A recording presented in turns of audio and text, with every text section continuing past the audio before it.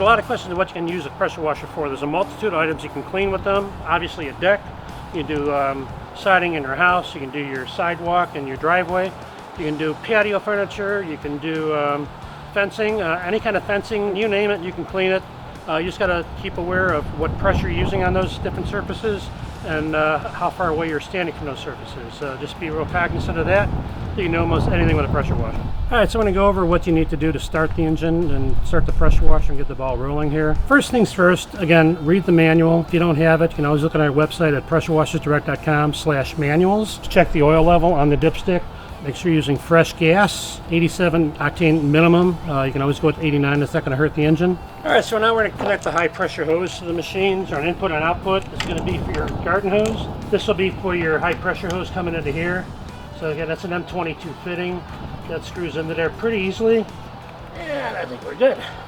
Connect the other end to your gun. Alright, so we got everything hooked up. We're going to start the water flow.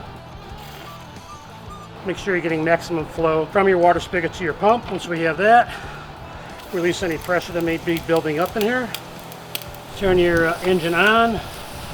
Start the engine.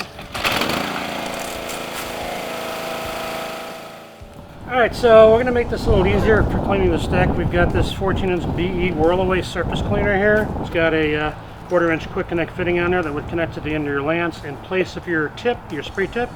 If we spin this around, it's got a nice little skirt. This is going to kind of hover when it's working. This is rotating at a very high rotation speed. You've got two nozzles, one on each side of this spindle arm here. It's going to be spraying out at very high velocity doing the work. As it's doing that, it's going to elevate this a little bit off the ground, and this kind of this brush gives you a little bit of surface and a little cushioning to work with. One thing I want to note is that these do clog on occasion after a little while. You may need to pull these out. Best way to clean those out is with a paper clip or a pin. Poke through this side of it to dislodge any debris that's in there, and then either blow it out and backwash it from this side. Get all that debris out, throw the nozzles back in there, screw them back in, and you should be good as new. Alright, so now we have everything set up. We know the pressure wash is working and it's operational. We've got a surface cleaner ready to go. We're going to work and start attacking this deck. Got our PPE, so we'll put on our goggles, put on our gloves. We will make the attachment on the surface cleaner. We'll show you how that's done. So to remove the nozzle that's on here now, the yellow nozzle we will not be needing. And this will basically attach directly to the surface cleaner, just like so. Make sure it's nice and tight on here, and we'll be ready to go with this. Now, for some people this might be a good distance to work with. For other people it might not. They might be taller.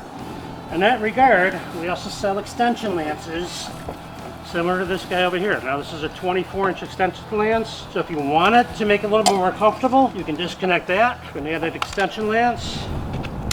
Let's give you another 24 inches to work with.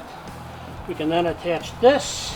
Make that nice and tight. Might be a little more comfortable to work with, especially if you're a taller guy. It gives you a little bit more area to work with as well. So when you get that going, we got the puller, the trigger pulled.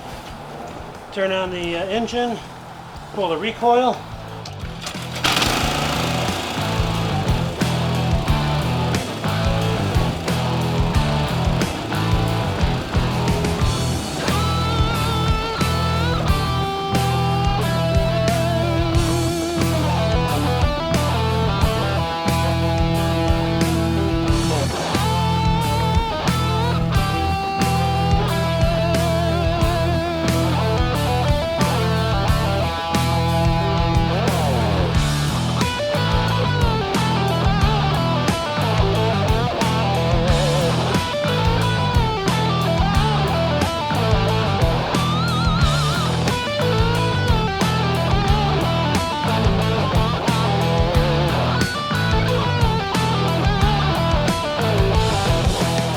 Alright, so as you saw, the surface cleaner was pretty effective in doing the deck relatively quickly. Normally what I'll do is after I do a little surface clean, I'll get the regular lance a 25 or 15 degree tip and just kind of go over that because you got a lot of residual dirty water. You want to get that off the deck. Make sure it's all nice and clean so when it dries it's looking really good and polished up. Once you're done pressure washing that deck and you're rinsing it off, give it a good 24 to 48 hours to dry. If you don't wait long enough, if you're going to paint or stain afterwards, it's not going to adhere to that deck. You also want to make sure if you're painting or staining, Do that only between the temperatures of about 50 to 90 degrees Fahrenheit, and avoid doing that in direct sunlight if at all possible. The other thing you want to do is if you're looking to strip paint off of that deck, you're not going to want to use a surface cleaner on that. Surface cleaners aren't going to really be the best choice for that. You're going to have to really probably go with your standard spray tip of 15 degree probably.